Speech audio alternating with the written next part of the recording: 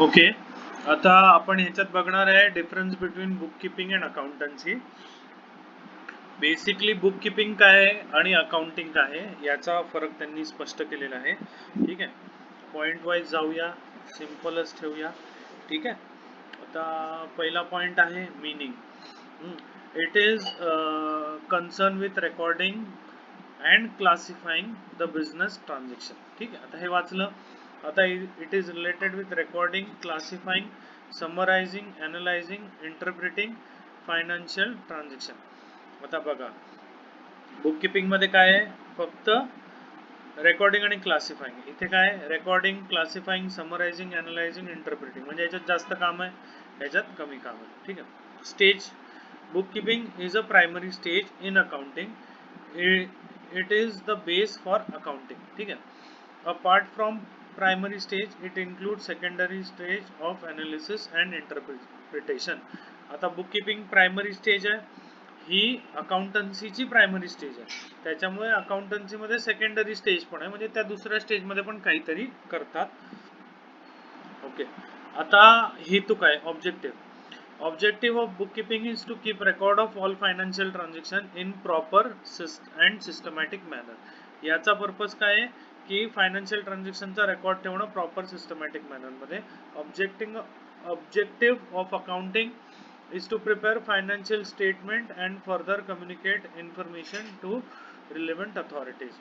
Accounting मध्ये काय केलं जातं, जे बुक किपिंग मध्ये रेकॉर्ड ठेवले त्याच्या बेसिस वरती काही डॉक्युमेंट प्रिपेअर केले जातात आणि मग ते डॉक्युमेंट एखादा कोणी साधा माणूस असेल तोही बघितलं, जर त्याला थोडंफार सांगितलं तर त्याला समजून येऊ शकतं.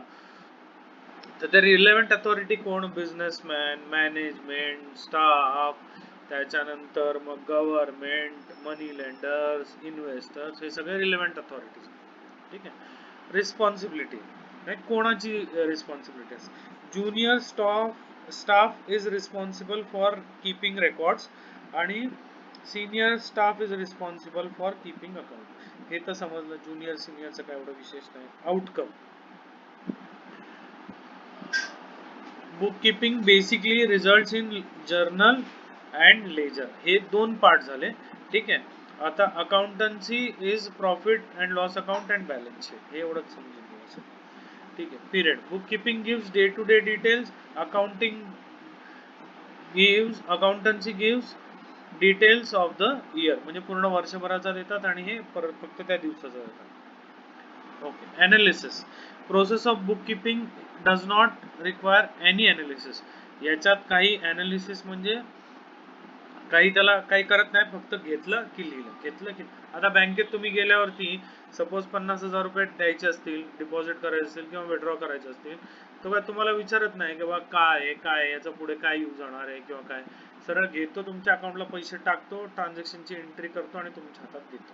ठीक आहे, accountant uses the bookkeeping information to analyze and interpret the data and then compiles into report.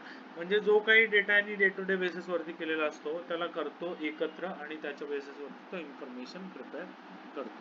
Decision making. Management cannot take decision based on data provided by bookkeeping. बुककीपिंगच्या बेसिस वरती डिसिजन होत नाही, पण आता इथे depending on the data provided by accountant the management can take critical business decision.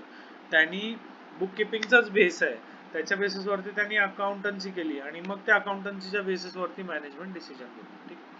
Skill required. Analytical skill is not required for bookkeeping.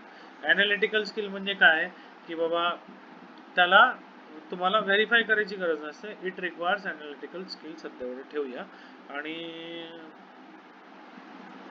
meaning and definition of accountancy, let's see, can we cover this?